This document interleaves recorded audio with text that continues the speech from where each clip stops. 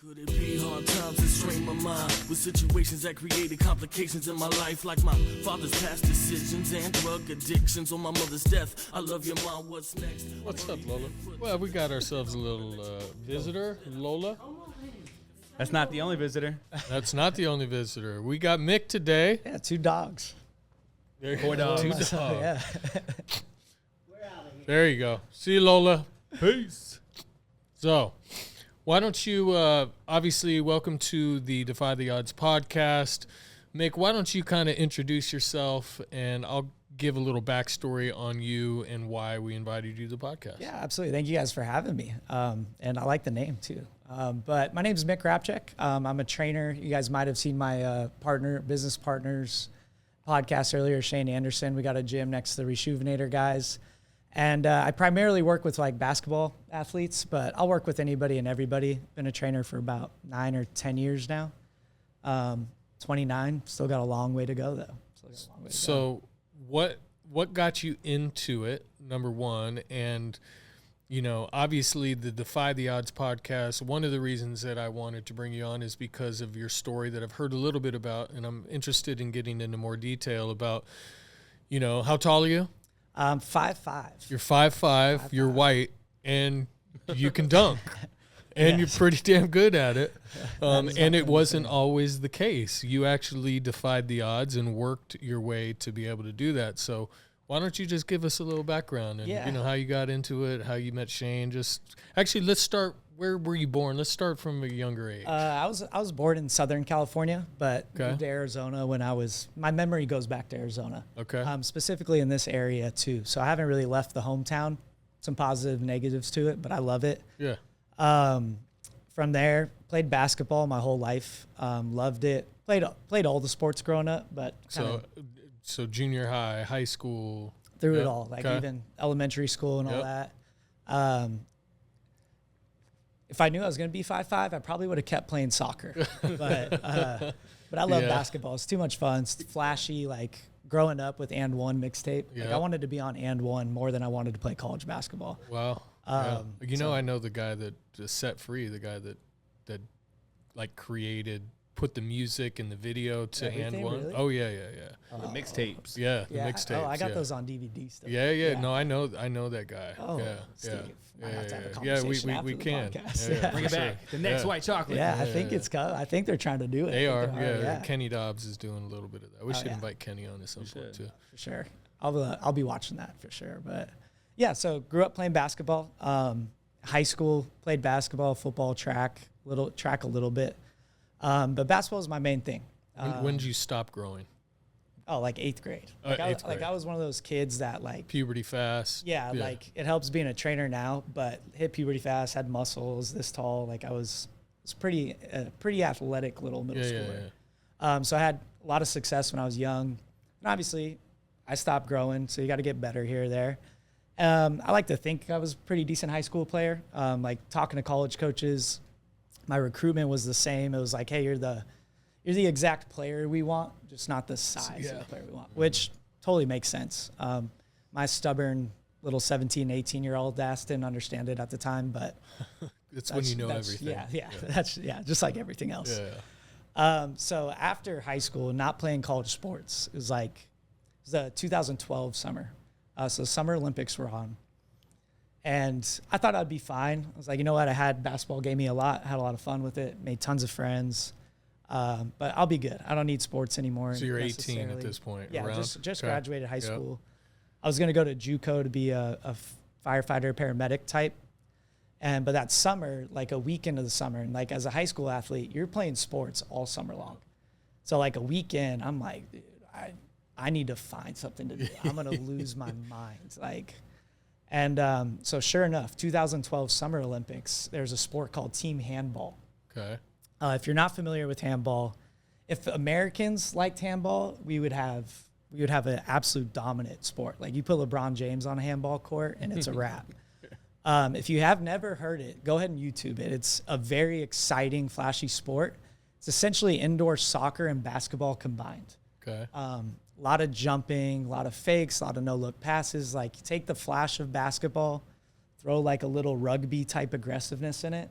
And then like you're obviously shooting into a goal with a goalie and all that. How big is the ball? It's I like, don't know about it. I don't know. It's like maybe like a tennis ball? volleyball. No, like a volleyball side. Because you can dribble it. Like you can't yank people like a basketball, but you have to stay on top when you dribble. You can catch, take 3 steps, but then you got to dribble before you take that 4th step or pass it or shoot. And then there's a 6-meter ring that goes around the goal. And you can jump into the ring, but you got to release the ball before you hit the ground. So guys are taking off. Fouling's a good thing. Like if you were coming at me, you have to throw. I'd want to grab your arm and wrap you up. I don't want to take you to the ground. But it's like, oh, foul, reset. Like that's how you can't foul out, essentially. You can get kicked out, but you can't foul out. Yeah. Okay. So you're watching the Olympics. So I see that sport. Okay. We played a PE version of it in high school. And I always joked with my high school basketball coach. Like, dude, I might not play college basketball, but if team handball was a real sport, yeah, I'm going to the league, going college, whatever it may be, and all that stuff. Well, sure enough, 2012 Summer Olympics, I see a commercial for it. And I'm sitting there going like, no fucking way. This is a real thing. Yeah. Like, I'm fucking playing handball. Like, what am I doing? Search it. There's a Phoenix League. Had tons of friends. I haven't gone back and played with them in forever, which I should. But the Phoenix League, they were just starting, or Phoenix Club, they were just starting. So I go out to like the first practice, whatever. We're playing it and all that. And I meet the coach. His name was Peter. He's from Germany. Very foreign sport. Very popular in Europe, just not in the U.S. And I tell him like, hey, like I know this is my first night, but I want to make the USA team. Like, yeah. And he's looking at me. He's like, okay, well, like, you know, you're kind of short. I'm like, yeah, but you played professionally in Germany, right? And he's like, well, yeah. And I go, okay, you're 5'4". Yeah. So if you could play pro, I'm going to take my chances. Yeah.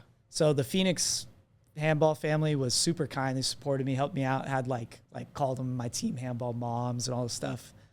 And first year learning the sport, but from basketball and all the other sports I played was pretty damn good. Played for about 3 years. And at my last nationals tournament, I was like, I had like number 5 in overall scoring or something like that. So I thought, and I had a tryout with the USA team in my first year, and I just wasn't definitely not ready for it. So 2-3 years later, like number 5 in scoring at nationals. And I'm like, okay, like this is the year I should at least get invited. Potential, yeah. Yeah, at least get asked to come try out and practice. Had a USA player bring me up to the USA coach. I got the same thing as basketball. Hey, you're the player we want. You're just not the size. We're not gonna take you. Huh. So during that, I was training with Shane. Is it a height thing? Or, Yeah, like okay. there's some Still big height? dudes on the floor. Okay. There's like, it's a bunch of foreign LeBron Jameses Okay. just taking off and hitting each other and all that.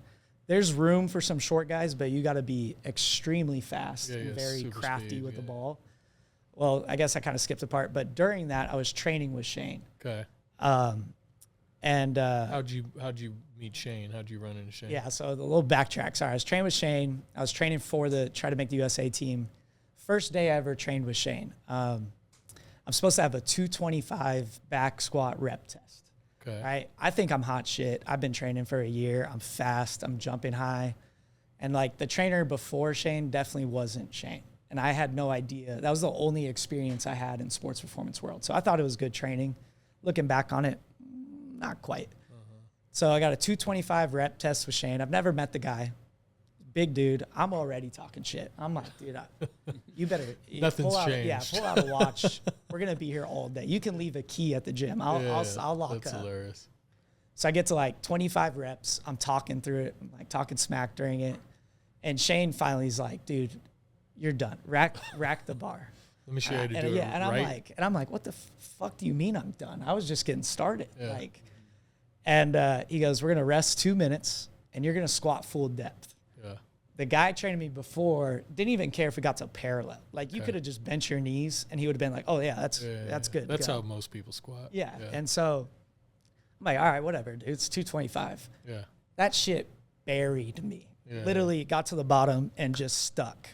And then Shane's big ass comes over, picks it up, curls it, and then racks it, and looks at me and goes, that's what I fucking thought. And I remember being like 19 going, oh shit, like, damn, maybe I'm not that athletic.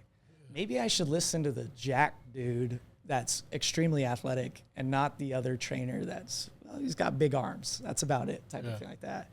So ever since then, me and Shane hit it off. Like you guys know Shane. Shane's competitive too. So our competitive nature kept driving each other.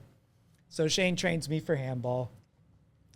I wasn't working as a trainer at the time, and I needed a summer job. So I go to nationals, get the, hey, too short, player we want, too short.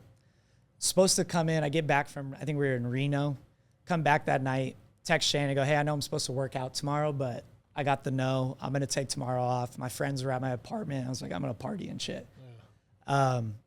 Shane being Shane, so don't be a dumbass. Come work out. I'm trying to give you a job too. And I got another idea. Like, all right, like I'm not going to say no to Shane. And so go work out, get my part-time job for the summer as a trainer. And he brings up Olympic weightlifting. Yep. And so Olympic weightlifting, if you're not familiar, you go snatches and then clean and jerks, just as heavy as you possibly can. CrossFit made it pretty popular, but Olympic weightlifting was going on well before CrossFit.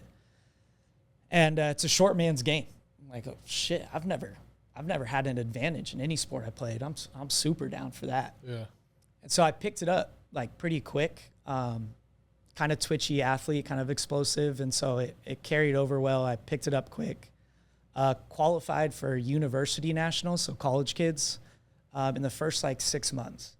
At the time I started training, I hadn't touched a basketball. I was like, dude, it's like PTSD. I was like, I don't want anything to do with basketball.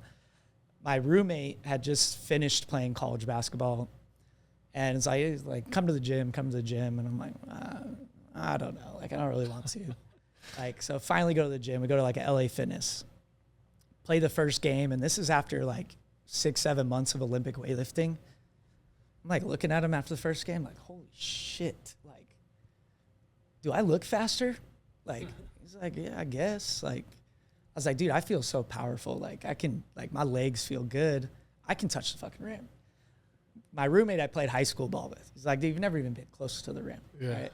I'm like, no, I'm telling you, I could touch the rim today. Yeah. And so LA Fitness, the rims are a little sketchy. It was probably like 9'10", 9'11". But I go up there and just nick it. And from that moment, I was like, dude, fuck that. I'm dunking a basketball. Okay. Nobody's telling me no. There's no coach. You said 19? I was like 19 when I started, 20 when I started. Yeah. I got my first dunk when I was 21. Okay. 21 in some months. And so I'm like, dude, fuck that. Like, a coach can tell me no, everybody can tell me no, but this is straight up on me. If I don't make it happen, because you know you're close. At this point, you're close. At this point, I'm like, and I was and like, you haven't even been working towards it. No, I just started working like Olympic weightlifting. Like, I wasn't even that strong in the grand scheme of it. And I was like, dude, I think this is like a real thing. Yeah. And so I made it a goal. I used competing in Olympic weightlifting as like my strength development. Yep. And then I just jumped my ass off like every day. About a year later or so, finally got my first dunk. And that was like, I don't know, it was, there it is. I don't know, as cheesy as it sounds, like for just dunking, total euphoria. Like, oh, I bet. Yeah. I mean, you've been working towards it for that over a and year. Like, you know, like in your early 20s, there's like that phase where you're like, fuck, what am I doing? Yeah. Like, I thought I had this idea coming out of high school. I didn't really have like a true identity yet. Like, my identity was like the kid that hops between different sports, like trying something. And so I was like, okay. And it just kind of, it was something that I had to prove to myself that I thought I worked hard in basketball. I thought I worked hard for handball. There was a whole nother level to go. Yeah, there's levels to it. There's levels to it. Yeah. And like that dunking made me understand like, hey, when you think you gave everything, there's still like 10 or 20% more that you can dig out of yourself. How many hours do you think you trained just to be able to dunk a basketball? Oh, I don't know. I mean, there's 24 hours in a day. I would lift for about 2 hours, sometimes twice a day. And then I would jump. So hundreds of hours. Hundreds, if not thousands. Like, I mean, I was full blown. You can ask Shane. I was like full blown obsessed. It was the only thing I'd talk about. I'd tell everybody I met, I'm going to dunk a basketball. And like, my friends got to the point and my family got to the point where it's like, dude, shut up. Like, it's not going to happen. Can't do this and all that. But how often were you trying to dunk for that during that year process? For that first one, to get to the first one was almost an everyday thing. Oh, really? Yeah. Like, so my legs just wouldn't work. Oh. And then do it a little bit more and all that. But it was like one of those, and I was in college, I was at ASU, so I was partying my ass off, then wake up Saturday, go train. I probably would have made a lot more progress if I just chilled out, which we all could have done and stuff. But yeah, at least every day, if not every other day. And if I wasn't trying to dunk, I was trying to do the highest box jump, broad jump, like any form of jumping, hurdle hops, all that stuff. I don't recommend jumping every day, but I didn't care at the time. Then, so from a progression standpoint, like, I'm sure it's about baby steps. You're not going to see big results in a short period of time. And that's what a lot of people don't understand is to get really good at something or to be successful at something, it takes constant work. Yeah. And it's the results are so minor typically that you might not even see them at some point until you almost achieve that goal. Yeah, I would agree with you. I tried to, the farthest back dated I could get my vertical numbers from back in the day was I was at 32 inches on a running vert. I got to jump 39 inches, 39 and a half inches just to be high enough to clear the ball over. And so, like, I got to that mark, but if I wasn't 100%, I wasn't jumping 39. Yeah. And so it took about a year and a half or so to get to that mark. And then it took me I broke into the 45-inch mark 2 summers ago. So it almost took me 5 years to go from 42 to 45. Wow. And a lot of that was like not necessarily focusing on it as much. Like Yeah. I probably could have gotten it done faster, but it's like anything else. Like the higher you go, the harder and harder it gets to make those jumps. So even like a half inch of progress after 2 months was like a huge win, win. But yeah, it was one of those things, like you just had to chip away at it. I had to do it for myself to prove to myself I can work hard, you can achieve. Granted, it's dunking. I feel kind of goofy talking about it, but for me, it was a big deal. Like that, doing it to me was like, okay, anything's achievable. Yeah. After you got your first dunk, did it like propel you back into basketball even more? Think like maybe you might have an opportunity playing? Yeah, you wanted to go dunk on motherfuckers. Yeah, exactly. Like it did. Like I tell a lot of my kids that are kind of on that verge, it'll totally change your perspective of the game. Oh, I'm sure. Because like as a short guy, you're looking at like LeBron James, Russell Westbrook, all these NBA guys just throwing down. And you're like, that's just not me. There's no way. Yeah. Like, it's like before I made it a goal, I never thought dunking was even a possibility. Mm-hmm. Like, even when I was trying to play college basketball, I just didn't even worry about it. I was like, that's so far out of the realm. Don't even think about it. But, what did you just ask? I totally spaced. I just said, like, just after dunking, did you think you might be able to go college or semi-pro or just get back in there? You know, I thought about it. Like, the YouTube dunk game was starting to blow up big time. That's actually one of the guys is Porter Mayberry I saw on YouTube, who's 5'4", actually. And he was throwing down, and I was like, no, fuck that. If he can do it, I can do it type of thing. But I wanted to go more of like the dunk contest route. I know there's like some actual like TV shows or stream shows about it. And I was leaning back to my and one roots. I was like, dude, fuck playing college basketball. Like, I want to go run at the parks, play like pick up, throw down on somebody and all that.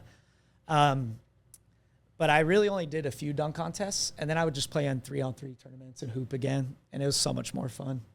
Like I could actually drive to the lane and jump with guys and finish and all that stuff.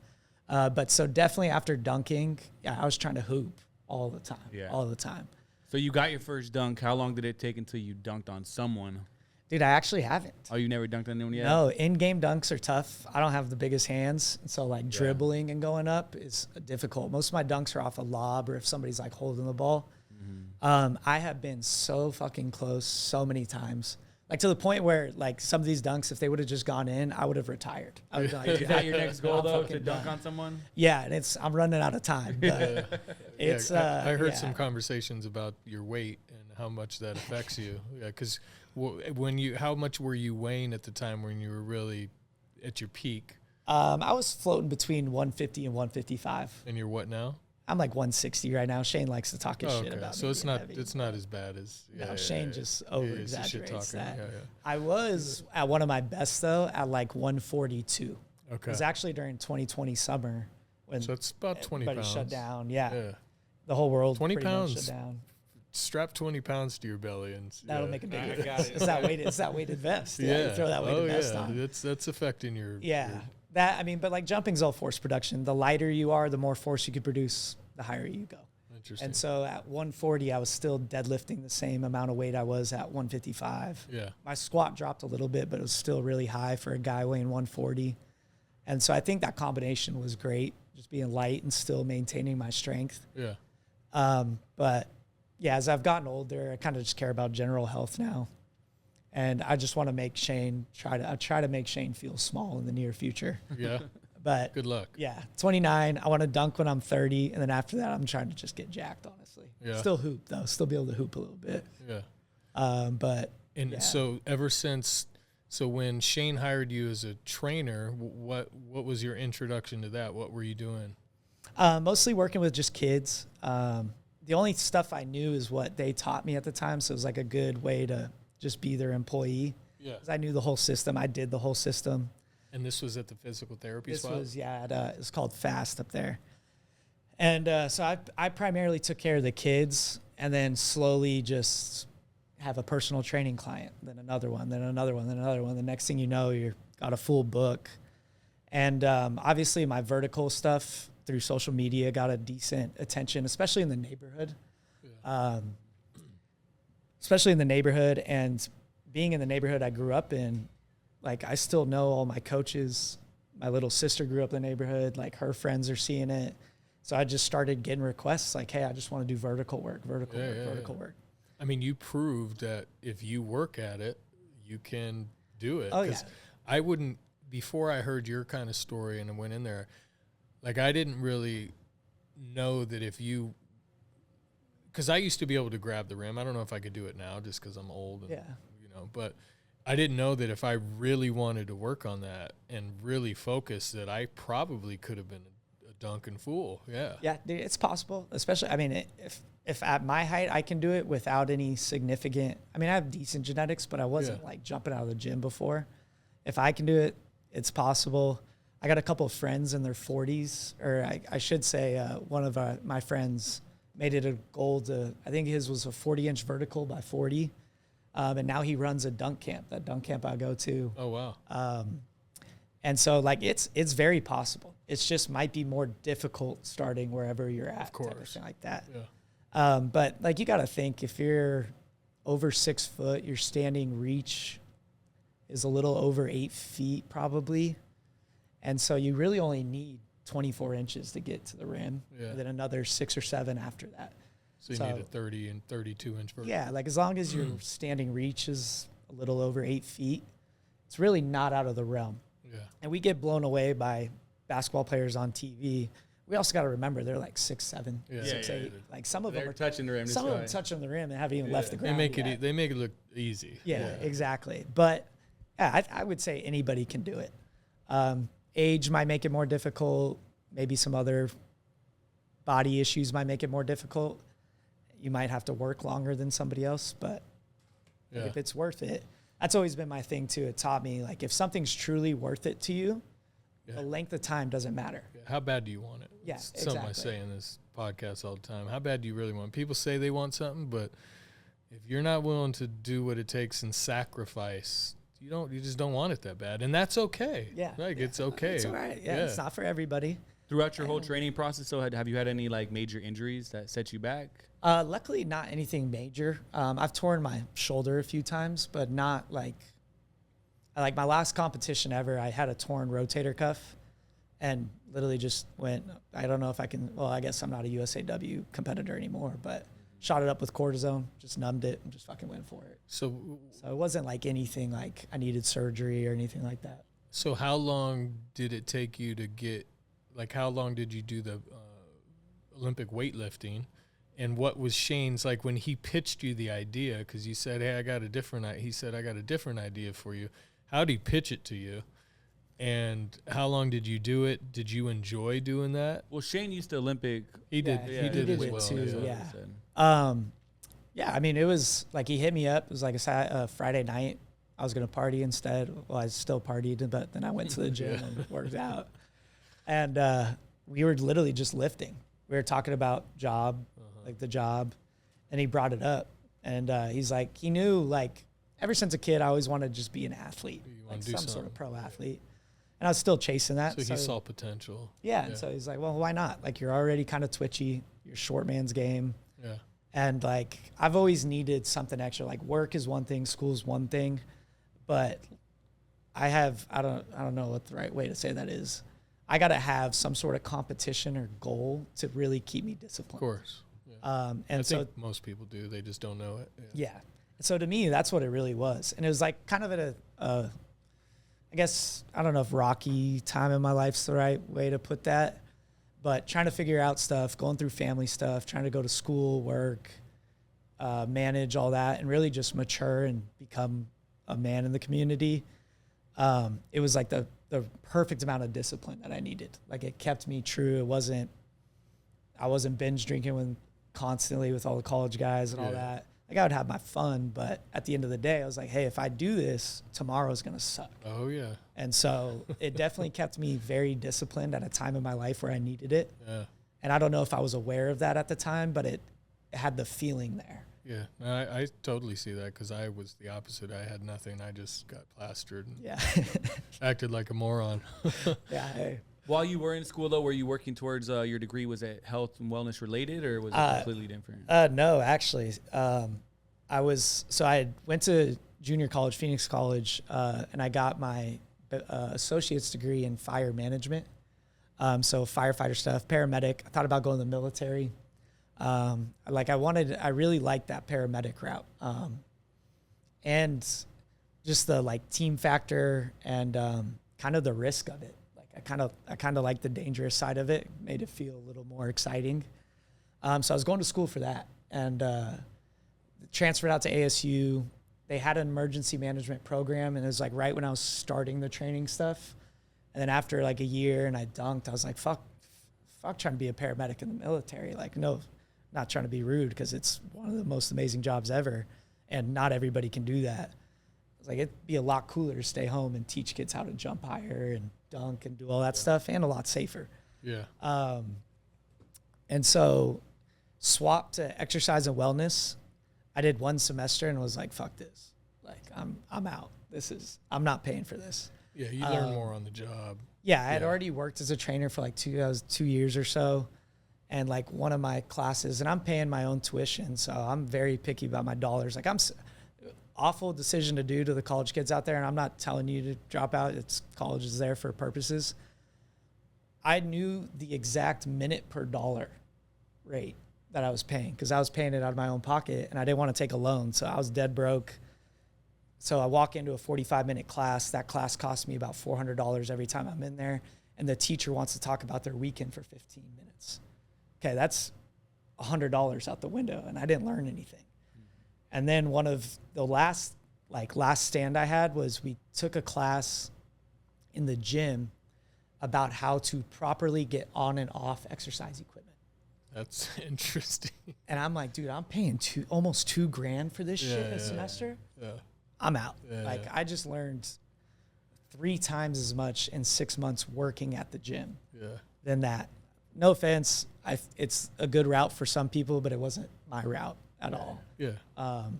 And so I was trying to do exercise and wellness, and I just stubborn 21-year-old, 22-year-old paying with their own tuition. I was like, dude, this isn't worth it. And that was kind of a big dilemma in my family. My dad I think he's got 2 bachelor's degrees and a master's degree. My mom didn't graduate college, so she was heated. Like, she was not having it. So I go talk to my dad about it.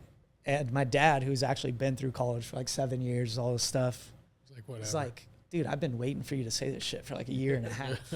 And I'm like, what? He goes, dude, and as your legs, you're only going to have your legs for so long.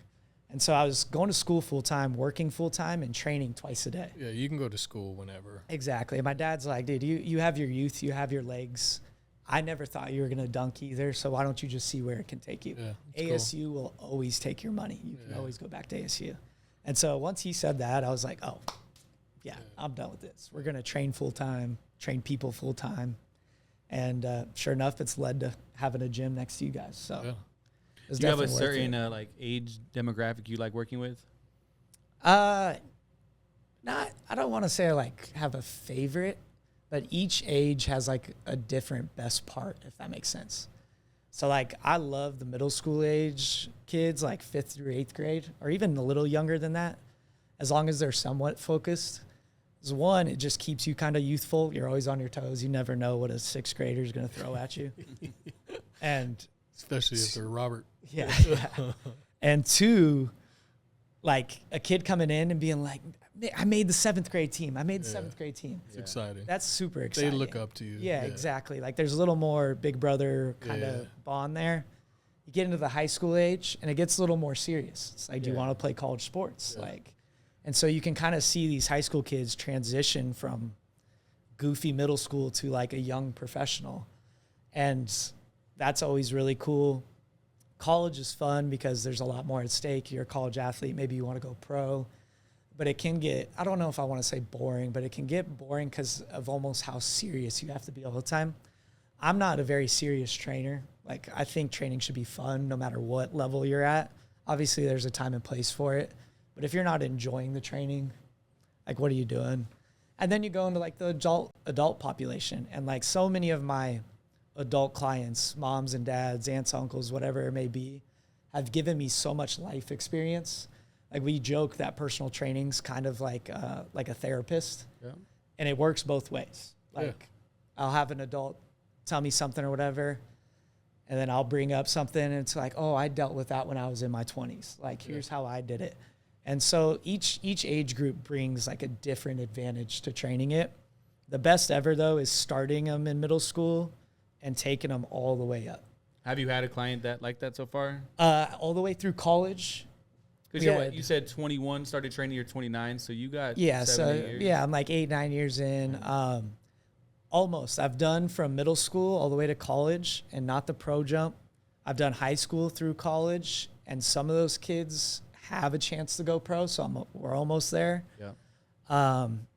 You have some kids that are starting college and then go like pro overseas. I've never taken a kid from middle school, high school, D1, MBA, or anything like that. And so I'm hoping we got a couple kids that I think have a chance in the next couple of years. By couple, we mean like 5 to 10. But that journey is like the coolest thing. You know, when there's shithead little 8th grader talking smack to, oh, I'm starting to feel myself in high school, to getting confident. It's like, oh, shit, we're at the big lights. We're in college now. So question on that. Can you tell right away? Because obviously, as you pointed out, work ethic and the amount of work you put in is going to have some it's basically going to determine how far you go. Yeah. Can you tell right away what someone's work ethic is, or is that something you can coach somebody on, or is it like kind of just personality? I would say like a combo of the both. Okay. Like I've seen kids go from not hardworking to like some of our best workers by far. I've seen some kids that are extremely hardworking and burn out. Yeah. And don't make it, well, they make it to college, but they're not in a good mindset for college. Yeah, because mental is, I mean, it's got to be half. Oh, if not more than that. Yeah. If not, one of my old high school coaches always says the game's 90% mental, 10% physical. Yeah.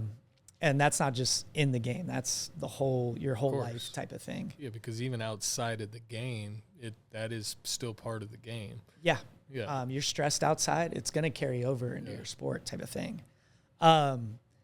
Yeah, so a little bit of both. You can bring it out of people, but I think as like 9-10 years in now, it's so psychological.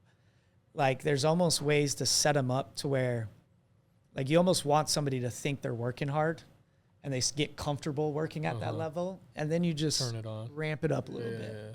It's like, oh, that was really hard, but yeah, you did it. Yeah. And then ramp it up a little bit more. Ah, damn, that was really hard, but you did it. Yeah. And then you get to this level where it's like, oh, I can see that. I just grind and it works itself out. It's the progression that instead of being terrified of it, you kind of ease them into. Yeah, different ways. And then there's other people where like, if we don't have that long of a time frame, part of me is like, dude, we're throwing you into the fire and just see what you do. Yeah. I don't care what the end result is of today. but I'm gonna push you through the shit, and I'm gonna know right away whether you're down with the shit or you don't want anything to do with it. Yeah, because I'm assuming that some kids probably have a lot of talent, but their mental game is weak. Oh yeah. and that is what's holding them back. And then you got the other kids whose mental game's strong, they're just not quite as gifted physically. And that's usually how it goes. It's hard to find the perfect. Yeah. Like I've had a lot of kids that they're disciplined, they work their ass off, and they're just not that good. Yeah. But you know they're going to do good things in whatever path they choose. Yeah. And I've had kids that are uber talented, and it's like pulling teeth to get them to work out. Yeah. And it's like, dude, this talent's only going to take you so far. They'd rather be smoking weed and doing fucking whatever, bitches chilling, and playing 2K. 2K. Yeah, doing whatever. Like, yeah. Instead of them being on 2K, they're playing 2K, playing other people. I bring that up all the time too. Yeah. You know when it's really cool to play 2K? When it's you. When you can play yourself on 2K. Yeah. I mean, I would also assume, I could be wrong though, but like when you're dealing with some kids that are maybe elementary or middle school, like how much of it is the parents are just forcing that on them versus they're at that age and they know that's what they want for themselves? It's like very case to case. We've had a lot of parents definitely on the like force route.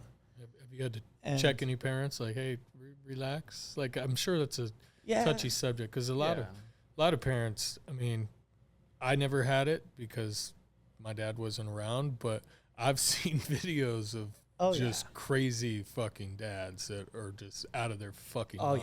And it's like, I'm in basketball, but it's every sport, every sport. Everybody thinks they have the next LeBron James. And I'm looking at him like, dude, we would know if you have, the whole world would know if you had the next LeBron James. We would have already seen it on YouTube. He's okay. He's right. good. Yeah, he's all right. Yeah.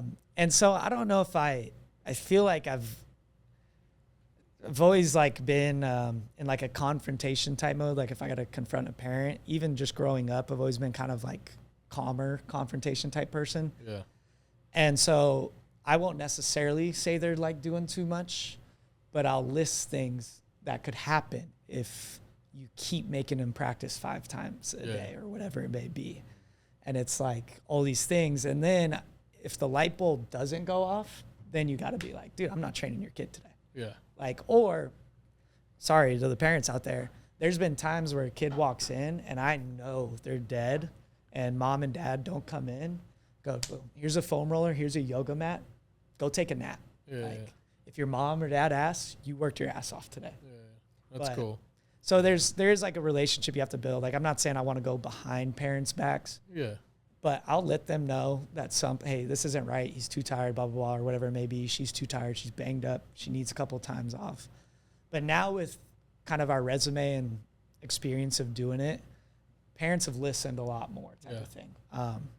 Because it's the best interest of the kid at the end of the day. Like, hey, you know what I mean? Like, I would love to train your child, but at some point, you know, recovery is very critical as well. That's just as important as the workout itself. It doesn't matter if your body doesn't work. I don't care how strong you are. If you don't work, then it doesn't matter. And recovery, and it's okay to be a kid.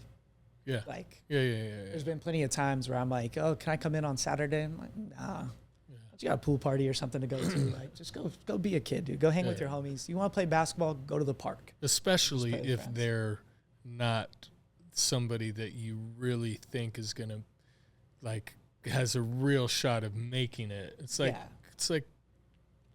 you're doing good. Yeah, it's a marathon, right? It's a marathon, like, and that stuff adds up. Like you see in kids have all the skills trainers now. Yeah, all this stuff. Crazy. And they're very, very skilled, and they're good, but he's 12 years old. Yeah. He can't even play college basketball for another 6 years. Are we sure he's going to enjoy basketball by that time? Because it only gets more and more as you go. And we've gotten a few parents. Like there's been a few parents where like, her vertical is not going up or all this stuff. I'm like, all right, well, how much volleyball are you playing? Well, every day. It's like, dude, take for what it's worth. Please take 1 week off of volleyball. Just 1 week off of volleyball. And this is basketball, really any sport. Do anything else. You can come lift. Yeah. Just don't play your sport for a week. And every single time, the kid goes back feeling better. They want to go play again. and all that stuff. So there has been some scenarios where we've had to have some conversations with parents, but it's never been like too aggressive or anything like that. And you start to see, like, I always bring up, like, hey, again, NBA guy plays 82 games in a season, and then they get like 4 months off. Yeah. But we expect our kids to just play year round. So a grown adult, fully developed, has the biggest budget in the world for training, recovery, and all that, is expected to take 3 to 4 months off. Our kids who are still growing have all these other issues, school, tons of other stressors. Yeah. We expect them to just perform year round. Yeah. It doesn't make sense to me, type of thing. Yeah, that's interesting. Did you, because back to your story getting out of high school, I think you were lucky that you found something to do, because I had a buddy, I think I mentioned him on the podcast before, probably around your height, maybe a little shorter, strongest, he was the Superman of the team for strongest pound for pound. And he was a star, right? Yeah. Hot girlfriend from CDO and in Tucson, like North Tucson. And the day he graduated, it was all gone. Yeah. And I think it fucked him up. Oh, I'm sure. Because he didn't find something else that he could put that energy and excel at. And he was like totally lost. Became a shift manager at Jack in Box. I mean, no, he has worked the same. I got him the job at a place in Tucson, and he's still there to this day. It's like 25 years he's worked there. But I know that, you know, being a star, and then you kind of go from being that star and the most popular kid on campus to like almost overnight, like nobody cares. That's got to be a mental mind fuck. Oh, for sure. I mean, we see it. You see it all the way up to like the professional level. Oh, I'm sure. Yeah. Like there's some guys that get out of the league, whatever league they're in, and just totally fall off. It's your whole life. It's your identity. It's all that. And yeah, I would agree with you. Like that, I remember the first week of not having anything like very vividly. I was angry. I was antsy. I was anxious. Like I was like, dude, I'm used to waking up and going to compete right away, and then you're good the rest of the day. Yeah. And so I don't know if I realized that's what was going on, but it was definitely something like, dude, I got to go. I got to play some sort of sport. I got to have contact. I got to be a little violent, compete, do all that. But yeah, there's definitely an identity crisis all the way up until like that first dunk. Like it was like, the fuck am I? Like I'm not a college athlete like I thought I would always be. I went to JUCO, which there's nothing wrong with JUCO. It's to me, it's probably the smarter route. You save money and get the same education almost for the most part. But at that time, I thought it wasn't cool to go to junior college and all that. And so, like, I was working at a school, like, after-school program, and I was just really like, the fuck, man. I could walk on a high school campus and know every single person, and now I walk on to Phoenix College and nobody knows who the fuck I am. You didn't try to play sports there, like basketball or anything? I tried to play at GCC, and I got the same thing.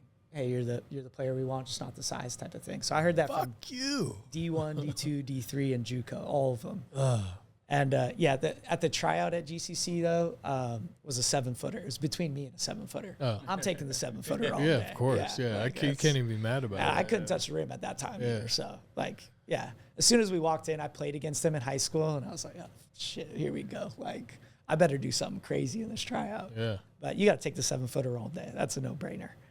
But so, yeah, I tried it, but just one of those things. And so, yeah, I was kind of just searching for the identity, trying out another sport. But I could definitely see how your friend, for sure. When you feel like you're on top of the world, then you're in the real world. Yeah, and I can't imagine it because I wasn't the popular guy. I was friends with a lot of people, but it wasn't like I didn't play sports, so I wasn't a star. Yeah. You know what I mean? So I had the opposite. Yeah. Situation. I got out of high school and I became the cool dude because I had a house and I had all this shit. So it was an opposite experience. As soon as I got out of high school, I was like, fuck school. I'm so glad to be out of there. I like this. Yeah. So that's yeah. I would say like I definitely had a great high school, all that stuff, like the basketball player, starter, captain, all that shit. And then not having that was the wake up call, going like, "Oh, you really ain't shit." Yeah, like, you're not playing college sports. You don't even have a job. How do you have conversations with like that with the kids that you train now? Like, because I'm sure that happens with a lot of high school athletes that, are quote unquote stars, but they're not quite, because I had another buddy, his friend too. He was very small, and he ran track. He played football really fast. He was so small though, like his 40 he would beat anyone in a 40 just because he could move his. But once that 40, people would just the strides take over. But he really thought he was going to go into the NFL. Yeah. I remember in high school talking to him, and I'm looking at him like, bro, there's no way you're going into the NFL. And he really, really, truly believed when he was 16, 17 that he was going to be in the NFL. So he probably had a wake-up call too. He did, yeah. I've been pretty fortunate. Most of the kids that now with like social media and the recruiting networks and all that, yeah, it's totally different, I guess. Yeah, there's like one of the kids I trained. This was a long time ago. I think he is graduating college this year. Just graduated, maybe another semester. They had a really good basketball team at Sunny Slope up the street, and he was like the 10th man, like barely played. But because of club ball and all the networks for recruiting and all that, he had D3 offers. We didn't have the recruiting networks. Like I was just before that time. So a lot of these kids are still finding opportunities to play at the next level. Is it always the best scenario? Maybe not. Yeah. But they get to chase their dream, and that's cool and all that. Pay for some school. Yeah, hopefully. pay for some school, hopefully, and then get out of state, like travel a little bit, make new friends. I haven't really had anybody where I was like super concerned. And if we have the conversation, I didn't word it that way. It's like, well, hey, just in case like basketball doesn't work out, football doesn't work out, have you thought about what else you're going to do? Yeah. And luckily, like in the neighborhood we're in, it's kind of like a melting pot. Like you kind of got people come from all different backgrounds. But there's, at least as far as I've been a working adult in the neighborhood, there's a lot of support for kids around. A lot of local businesses where kids can go work during the summers and kind of start feeling out jobs and all that. And a lot of parents in the area have their own businesses or work for a major company that they can help kind of get people started. There's only been a few instances where I'm like, shit, if he doesn't play, like, wait, we might not know the kid 3 years from now. But just been super fortunate on that aspect. I haven't really had anybody that didn't at least have a backup plan, and that maybe didn't have a backup plan, but was legitimately content with not playing at the next level. Yeah, I kind of want to just play for fun now at that point. Some guys are like, I'm kind of over it anyway. Yeah, like they just want to go, whether it's basketball or football, it's like, I just want to play for fun, like type of thing. So what's next for you? You've kind of set that goal to be able to dunk. You've achieved that goal. You guys obviously own a strength and conditioning gym next door. What you said you need some sort of goal to stay motivated. What's next for you? I think like business is finally becoming that. Like I've always had business goals, but they were never like the hunger for dunking. I really haven't been able to match until like recent years. I think as I've gotten older, you obviously start realizing, I mean, it's important, but then start thinking like, I want a family, I want this, all that stuff. And so I think it's become more of business stuff. Where we're going to take Mach 1, I'm not really sure, obviously. And I'm not really a bigger the better. I'm more like the higher the quality, the better. Yeah. So whether we like try to go nationwide, I don't really know if that's in our future, but I want to have just the best absolute gym in Phoenix, Arizona. And then eventually have a gym with a basketball court in it and have guys run skills out of it and do all that. I mean, our next step is expanding. Yep. And the immediate goal is to just max that out to the point where, like, how we did now is, like, we don't have a choice. We have to expand. And that's kind of how me and Shane have done it. We had a very small gym, expanded that, came down to you, small again, starting to expand that now. And it's kind of like, well, there's a lot of different ways to expand. Is it a second location? Yep. Is it one big location? And I'm kind of on the quality side. So, like, obviously me and Shane talk about it all the time. I would like to see us to just make this the absolute best gym possible, and then maybe go put another small location in Scottsdale or Tempe or something like that. But I think business is like the next one, and put some weight on, try to make Shane actually feel small. Yeah. But yeah, it's definitely business stuff now. I used to fall asleep to watching dunking videos, Olympic weightlifting videos, like obsessed with it. And now my Instagram feed is business mindset, ideas. Yeah, it's interesting how that, Yeah. with age, how that changes. Some people, it's interesting too that some people get that much earlier. Like there's some really successful young 20-something people that I was selling weed, so I was doing it a different way. But I mean, it's interesting how that comes into play at different times in people's lives. Yeah. When you're, paying your own bills and, realize how much money you don't have. Oh, yeah.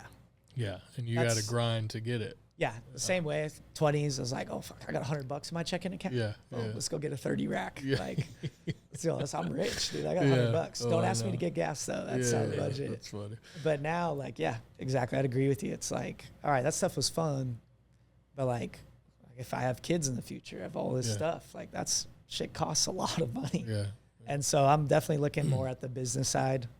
I don't have like a dollar mark or anything like that. I just want to have the best damn gym in Phoenix. Yeah, I mean, you guys are growing for sure since, and I don't know the ins and outs, but I've definitely seen growth in the fact that you guys are taking over the new space. And I really think, again, we've had conversations about how to like maximize what you guys are doing. I saw somebody in there shooting the other day. I don't know who that was with the camera, but yeah, that was one of my old athletes. He's out of high school now. He wants to get into journalism. Okay. And so I'm always for that too, especially with the youth. You can come shoot for free. You can come do whatever you want. You can come learn for free. Anybody in high school or younger that just wants to get better at something, you can use our gym anytime. But yeah, he just hit me up. He's like, dude, I need content for my college portfolio. Awesome. Yeah. So, hey, come in all day, every day. I don't care. Like, Yeah. just send me some of the stuff so I can use it. Yeah, of course. Would you say it's a goal to like train like professional athletes? Yeah, like I've had a few here or there, mostly like overseas. Just started like dabbling with NBA league guys, like half and half type. I definitely want to get into it more, but I also still want to save time for my 5th, 6th, 7th graders. I am biased towards like that whole journey. I was talking about it with one of my guys. He's in college now. He just finished his freshman year playing basketball. And we were joking because we kind of got like some borderline NBA to NBA guys in recently. So, dude, when are you going to big time me? And I'm like, what do you mean big time you? Like, these guys I just met for a week and they're leaving. Like, it's cool to meet them. It's cool to train them for a little bit and like help them out as best as you can. It's really cool to know that I started working with you when you're 16 and now you're 24. So yeah, it's a lifetime connection. Yeah. And I think that's ultimately, I think the goal probably is to start working with kids when they're 16, 15, whatever, and then help them get to the league and then continue to train them. Exactly. You get 3 or 4 of those guys, man, that's... Oh, it's awesome. And like basketball is such a skill-based sport. Like the weight room helps, but the weight room's not going to decide whether you go to the NBA or not. And so when you get a guy that is just in town for 3 weeks, it's like, dude, I can't really do anything to make you more athletic. Yeah. I can keep you healthy for 3 weeks. Make sure you don't get hurt in here. 3 weeks isn't enough time. But at least from the strength coach side, it's like, it's not very rewarding. Yeah. It's cool. Get to meet some guys, talk the game and all that, but it's not as rewarding. Yeah, I can see that. Now, like if a pro guy came in and was like, hey, dude, I want to do all summer with you, and then the next summer, totally different story. Yeah. But definitely want to get into the pro market, but still save time for the ones coming up. Yeah. That's awesome. What else? Well, I want to get into nutrition because obviously you said Shane, hounds you about you're overweight. You're 160. Yeah. I'm fucking 190 and fucking got a belly. So what does your nutrition diet look like? Right now, dude, He's eating their burritos and shit every day. Yeah, dude, breakfast burritos are my shit. I'll have a breakfast burrito for breakfast, lunch, and dinner. But it's really mostly protein based. Like realistically, if I am cooking, it's honestly steak and eggs. Like I could eat steak and eggs, breakfast, lunch, and dinner. And then I think it's because I just blame it on being Irish. Like I gotta have potatoes. Like I've always have roasted potatoes. Is that my problem? I'm Scottish Rice. Irish. Maybe that's part. That's what I'm saying. I part think of it's it. I a like genetic, potatoes, a too. lineage thing. Yeah. Yeah. But I'm a super simple eater. I'm not like, I don't want to necessarily say I'm a picky eater. I'll try anything, but I know what I like and I know what works for me. Any sort of red meat or fish and a protein or a carb like a potato or something like that, sweet potatoes, and I'm good to go. I'll have some veggies here or there, but I'm really not a huge veggie type person. In terms of gaining weight, the beauty of starting that gym, we like had time for like 1 meal a day. And so just eating 3 meals a day, I've added like 10 pounds type of thing like that. Definitely not the way to lose. Well, definitely not the healthiest thing. But yeah, just the fact that I'm eating 3 solid meals a day, I've added 10 to 12 pounds. And it's primarily protein and carb-based and fat-based. How do you balance essentially your personal workout versus like training everyone? Because I mean, what are you in there 5 days a week training people? I would imagine. Yeah. And then you still need to get your personal gains in. Yeah. There's a concept that Corey Schlesinger from the Phoenix Suns strength coach, he actually, when he was at Stanford, this was years ago, made a couple posts and has talked about a little bit about microdosing workouts. And so when we're really busy, it's like, dude, I got 20 minutes, pick one exercise and just hammer it. So I'm good for today. Good. Yeah, exactly. You just go hard for 20 minutes as hard as you can. And so like during the summers, I was just thinking about that today. Like yesterday I went 5:30 a.m. to 6 p.m. just nonstop. And I was thinking about that today. I was like, fuck, when am I going to actually work out? And you just simplify it a little bit. Like, hey, I got a 30-minute gap. I'm going to hit squats. Later in the day, I got a 30-minute gap. I'm going to do pull-ups. Like bang for your buck exercises. For a while there, we were training. Well, I was training with Steve, Shane, and Arthur 4 or 5 days a week. I wasn't always in them, but for the most part, at least getting 3 to 4 days in. And I was just doing whatever Shane was doing. It's 1 day's lower body, 1 day's upper body, squatting, deadlifting, benching, all that. But as I've gotten less caring about my vertical and all that, I'll do whatever I feel like that day type of thing. There's something in like training where you can, like we call it living off interest. Like I trained so hard from 19 to 25 that for me to get like truly out of shape would take months and months of not training and just eating like shit. And so like even now, like if I won't jump for 4 to 6 weeks, just incorporate a little bit and I'll be right back to what my old stuff was type of thing like that. So now to me, it's really just maintaining that. That's why you got to start when you're young, because otherwise, if you start later in life, that shit goes away fast. Yeah, if you 1 lay week in bad eating, you rough, Steve. Well, and I'm the type of motherfucker, I go all in or I don't. Like I'm all or nothing. So when I'm not, like when I'm off the wagon, I'm off. I'm drinking. I'm eating pizza. Like I'm not counting one like I am going for it. And then when I come back, I'm back on it 100%. Yeah, it's hard for me to find that middle ground when it comes to that, which I wish I had a little more discipline, but I'm like, fuck it. Yeah, 100 or 0. Yeah. I'm pretty similar. Like, or whatever, that test, we had pretty similar. You talk about the bang for your buck. What is the best bang for my buck to get rid of this belly? What exercises do I need to do? For you, Eating. Rob? Yeah, for me.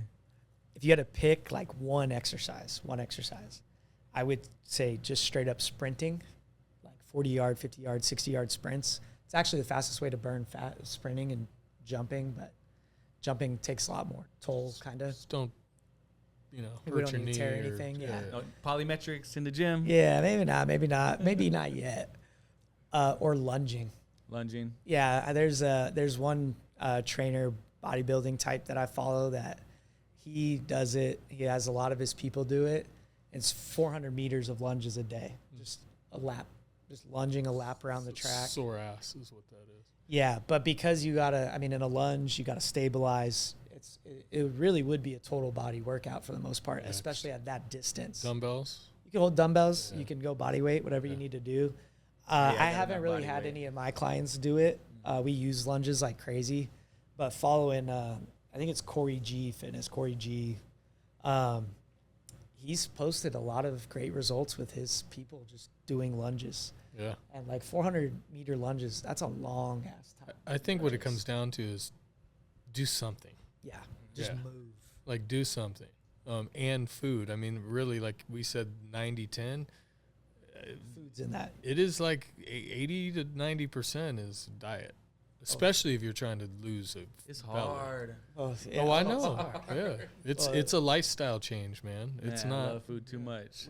One of my high school coaches said, I'll keep it forever. Because if you had a Ferrari, Rob, what kind of gas are you going to put in the Ferrari? Premium. Yeah. Exactly. So You you're are going to treat your what you body eat. like a Ferrari, you're going to treat it like a beat-ass Honda Civic, and you can just throw whatever in it and it'll run. For sure. But so we always say, like, yeah, what kind of gas are you going to put in a Ferrari? You want to be a Ferrari, or you want to be an Oldsmobile that you can throw vegetable oil in it and it'll just start going type of Yeah. thing. Sputters down the road. Yeah. Some bubbles coming out of the exhaust and stuff. So diet. I'm trying. Trust me. Yeah, no, I know. Yeah, You're doing good, I've been man. trying You're diet. doing good. Chicken, vegetables. And you're going to have to get more sleep because you sleep like 3 hours a day, and that's not enough. trying that too. Yeah. So, See, weed helps with that.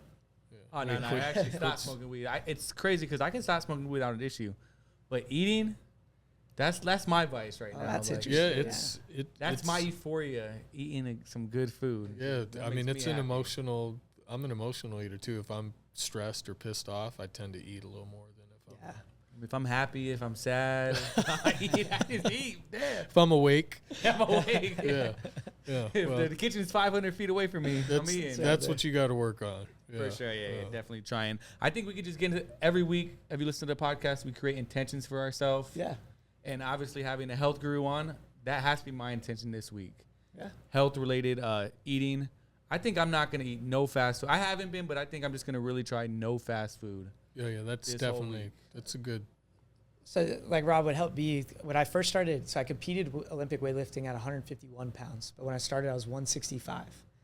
Shane, I went like it's very popular, but like keto, and I wouldn't have less. I wouldn't have more than 100 carbs a day.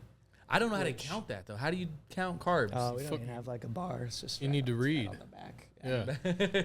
But like we won't go down that road. But Don't eat fast food. every Sunday, I would slam an XL pizza to myself. Like that was my it's the end of Cheat the day. week. Yeah, like it almost like I'm a very like dopamine driven competition. Like no motherfucker, like you don't get to eat shit until you do this, and that this. pizza's a And then that flow of pizza was the dopamine. best Oh, yeah. goddamn pizza I'd ever have every week. But so like you got to set something up like that, like a reward system almost. Like it sounds like corny as shit, but like the kids, little stickers, like, hey, you had a good day today? Yeah. You had a good day today? And do it on Sunday, because what I've learned is if you try to do it on Friday or Saturday, then you just continue it Fuck to up the whole Sunday. week. Yeah, Yeah. the weekend, and then Monday you start over again. Yeah. And I would even fast on Sunday. So I wouldn't eat in the mornings.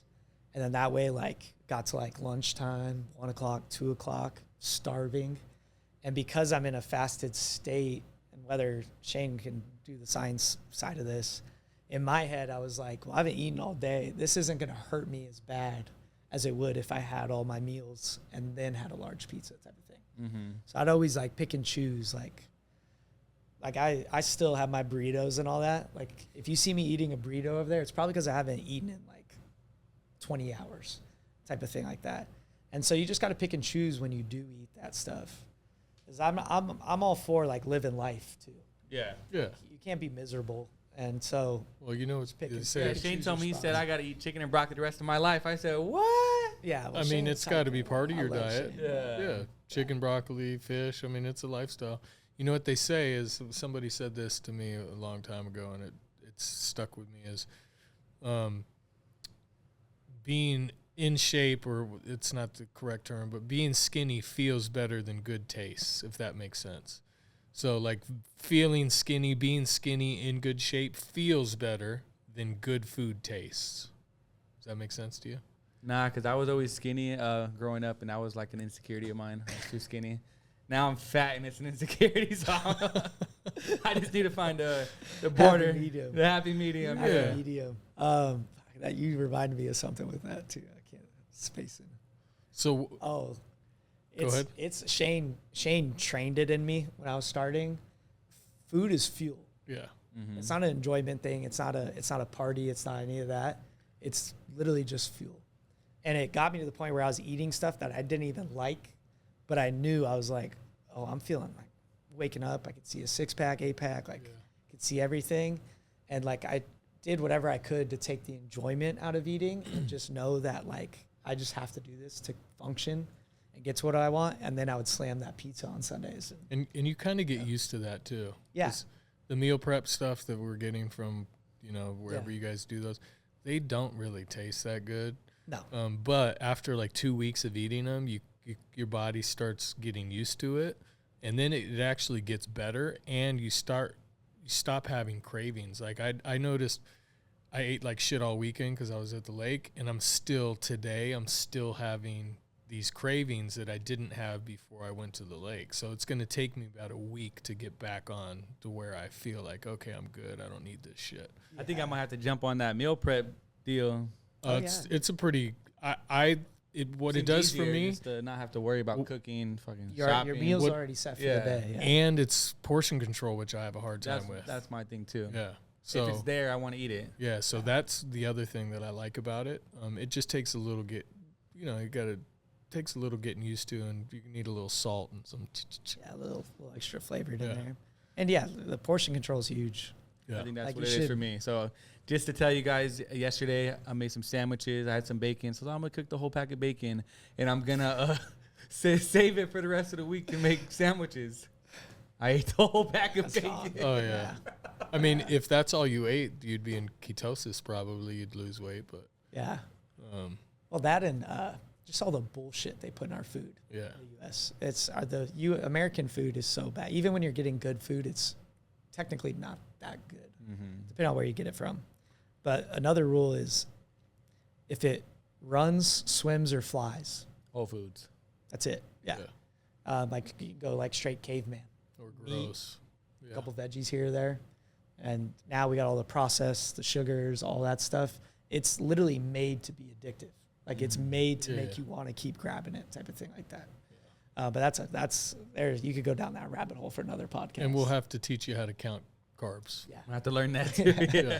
They are called carbohydrates on the back of Or sugar. No, I know that. I did, like, what is the average like intake you're supposed to take? I don't know any. That's what I'm saying. That would be like research that I just have to even do on what is the average carbs. Well, I like should he take. said, I think you start at 100 grams of carbs a day. I've gotten it down to 50, and that's when I was really probably the most ripped. You were shredded then. But 100, you'd be surprised. 100's hard to do. It is. You have a tortilla, boom, you're at It's like 30. 40. Yeah. I mean, those drinks you drink, that's like 50 grams of carbs right there. So you're already done. That one juice that you have, What, lemonade? oh yeah, bro. See, how do I know if I go to the lemonade and get a lemonade? It doesn't say. You don't 40. go get the lemonade. I mean, There's I'm the just water telling bud. you There's right the water now. bud right next to I'm them. telling you, there's a lot of I've been trying to sugar. drink water. Yeah, I drink a lot of water actually. Yeah. That's good. That's So again, how bad do you want it? That's what it comes down to. And if you have the willpower to say no, and like he said, you don't have to be perfect, yeah. but 90% of the time you should try to be, and then reward yourself a little bit. Just the next step, one step at a time. So you're gonna do for your intentions this week, No fast food. no fast food. And should I do carbs too? No carbs? Or is that going to be hard? See if you can limit it to 100. Start counting your carbs. And carbs is like what? Bread, grain, rice, pasta. Oh, yeah. There's a lot of different Sugar. forms of carbs. Sugar. Yeah, there's so many different they forms put of carbs. they put carbs in everything, just so you know. They can't eat want you to. anything. It's So- like it's like So basically fast. So beef Starve. jerky, eggs, jerky, eggs, any form of steak, meat. You can have some, vegetables, even though there's some carbs in that. Salad is okay, typically, depending on what you're putting in it. Oh, wait. Time out. Is salad and go fast food? Yeah, that's acceptable. I would Would say that be acceptable if I I would hit say salad and go if you're gonna multiple do times? fast food, that's the one to do. Yeah, I would say, because you're gonna make a salad. The only thing you don't know is what they're putting in that Their salad dressing. But their meat freaks me out. Something's not right. Like you Yeah, I can't don't just like- have like chicken and all that ready like that. yeah, you can. I mean, I guess you can. Yeah, I lots of guess you fast can. food places have Yeah, that shit. lots right? of fast food. Like McDonald's, the chicken's great. What? So what's going to be your weekly intention? You got to set an intention for this week that hold yourself accountable and challenge yourself slightly. I think I've fallen off my Instagram game big time. And so I started it this week, but to finish out the week, a post or two every day. Is it all health related? Yeah, I usually just post my like high school athletes, college athletes. I haven't really given any like educational posts in a while. I kind of just share like, hey, this is what we're doing today, or this is what he's been doing the last week, or some progress here or there. Are we talking about your personal Instagram or the business? I guess kind of both, because my personal work is the business for a while. Okay. But we'll do that. We'll step it up a challenge. Individual posts for each, no collaboration post. Finish out all the way till Sunday. One for Mach 1, one for my personal Instagram. Shout them out. So if people's listening, they want to follow the page. Yeah, it's our gym page is at M1 Sports Performance, and then my personal page is just my name, but it's MIKHRABCZUK. There's no other anybody else out there with the name. So it'll probably pop up once you get to the HR part of it. But yeah, those are the two pages. They'll be posting all week. I got to figure out a Mach 1 post. I keep wanting to do that too, but that's going to be such an undertaking and such a pain in the ass for me that I just keep pushing that off. Yeah. Yeah, because it's like a whole nother job. I think this week I'm going to start with get back into my morning routine with gratitude, and I used to do like a gratitude section and then my intentions. Okay. So it's like, you're reading it or you're writing No, it I'm out? writing it out. Yeah. Journaling in the mornings. Yeah. So not quite journaling, but really showing gratitude, what I'm thankful for, and what's the word I'm looking for? It's not intention. It's my Affirmation? affirmations. Yeah. Yeah. So that's what I'm going to start. Because I remember when I was doing that regularly for like a month, I did notice, and then I just go on vacation and I stopped doing it. Yeah. So vacations suck, but they're so much fun. Yeah. So that's it, man. Well, I appreciate you joining, and we'll definitely do it again, and bring you guys both back on. If you guys, anyone's listening, they got children or they want explain the gym before we leave, because you do other things other than sports performance. Explain the open gym kind of program. Yeah. So sports performance is in our name, but like, I would look at it as more of like a human performance, right? Like everybody's an athlete to some extent. Like you got to carry groceries in, you got to pick up your kids, you got to play with your kids, you got to build the deck in the backyard. Like you're going to run into some sort of strength or mobility issue. And so we try to provide like the optimal human performance, if that makes sense, to people that aren't playing sports. So you might have an achy back, you might have a knee, you might want to lose some weight. We kind of take care of that for you. Well, I can't say we take care of that for you. We'll give you the roadmap to do that. Yeah. And so we train anybody and everybody as long as you want to get better. There's been plenty of people that haven't made it in the gym because we're not babysitters. It's, hey, you either want the work or you don't. I'll motivate you a little bit here or there, but like we talked about, you either want it or you don't. Yeah. And so whatever we try to tailor to each personal person, whether it's weight loss, we provide for that. Whether it's my joints are achy, we provide for that. It's like, hey, my son's starting to get stronger than me. I want to be able to bully my son back again. Cool. We'll take care of you. We'll get the dad strength going. But I would say like optimal human performance is really encompasses the whole gym. And that type of performance just depends on where you're at in life. Yeah, because when I go in there, it's not, you do have some student athletes, but there's also just normal, regular people in there that are just getting their exercise, lifting weights, doing some sort of thing. Yeah. So 8 years old all the way to 80 years old. Yeah, that's awesome. But cool. All right, man. We out. I'm going to be doing lunches all the way to the car. Yeah. Peace. Lunges home. Breathe again, believing in time's mine. If I shine, you shine. We in this from the start. Take the game for the fame, but not to play the part.